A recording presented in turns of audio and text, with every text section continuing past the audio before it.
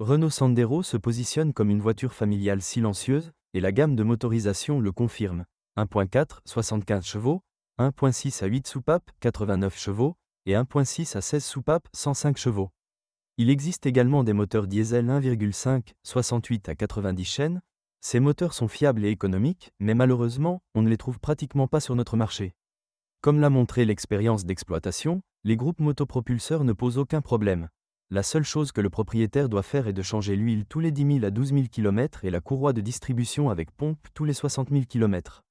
Les conducteurs ne disposent pas toujours d'un moteur de 75 chevaux suffisant, et souvent, pour améliorer la dynamique, ils commencent à le monter, ce qui entraîne une usure plus rapide du moteur. Bien sûr, tous les propriétaires ne le font pas, mais il est impossible de savoir comment la voiture a été utilisée. Par conséquent, pour ne pas prendre de risques, il est préférable de prendre une voiture d'occasion avec un moteur de 1,6 litres à de plus. Il est peu probable que le puissant moteur 1.6 transforme la voiture en voiture de sport, mais pour la conduite en ville, c'est tout à fait suffisant. Un moteur à 16 soupapes produit une dynamique maximale. En termes de fiabilité, un tel moteur n'est pas pire que ses homologues.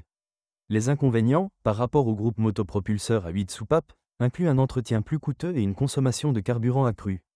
En ville, la consommation des moteurs à 8 soupapes 1.4 et 1.6 peut atteindre 8 litres au 100, celle des moteurs à 16 soupapes, jusqu'à 10 litres, sur autoroute 6 à 7 litres.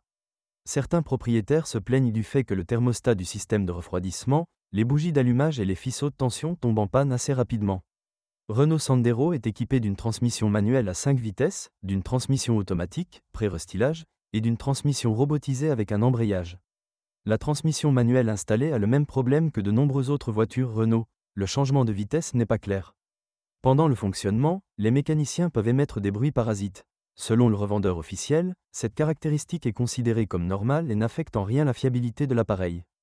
De plus, à des vitesses élevées, plus de 3000, des vibrations peuvent être transmises de la boîte de vitesse à la carrosserie. Selon le fabricant, l'huile contenue dans la boîte est conçue pour toute la durée de vie de l'unité. Cependant, de nombreux techniciens de service recommandent de la changer au moins une fois tous les 100 000 km. Les pièces d'embrayage, même en fonctionnement intensif, durent 50 à 60 000 km, et si la voiture est traitée avec soin, l'embrayage durera 100 000 km ou plus. Si nous parlons de transmission automatique, on ne trouve pas souvent de voitures équipées de ce type de transmission. Peut-être parce que beaucoup nous avons déjà entendu parler d'éventuels problèmes avec cet appareil. Cette transmission automatique est bien connue pour de nombreux modèles non seulement de Renault, mais aussi de Nissan. Le principal problème des transmissions automatiques est qu'elles sont sujettes à une surchauffe, suivie de réparations coûteuses. Une telle transmission dure en moyenne 100 000 km. Après restylage, la transmission automatique a été remplacée par un robot à un embrayage. Et si vous ne souhaitez pas investir dans la réparation de boîtes, vous ne devriez pas envisager l'option d'une transmission robotisée. Les principaux problèmes: fonctionnement peu clair, à-coups au démarrage après un arrêt, notamment en marche arrière et en descente, panne rapide de l'embrayage, qui représente une réparation coûteuse tous les 50 à 70 000 km. Une suspension indépendante de type McPherson est installée au niveau du véhicule. À l'avant, une poutre semi-indépendante à l'arrière.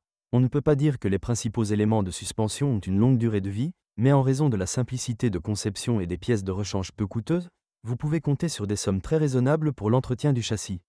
La crémaillère de direction peut commencer à cogner à 70 000 km. Heureusement, la crémaillère est réparable et vous pouvez remplacer la bague défectueuse. La réparation coûtera 100 à 150 $ américains.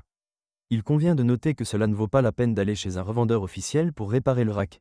Ils ne le répareront pas là-bas et le remplaceront simplement par un neuf, ce qui coûte très cher.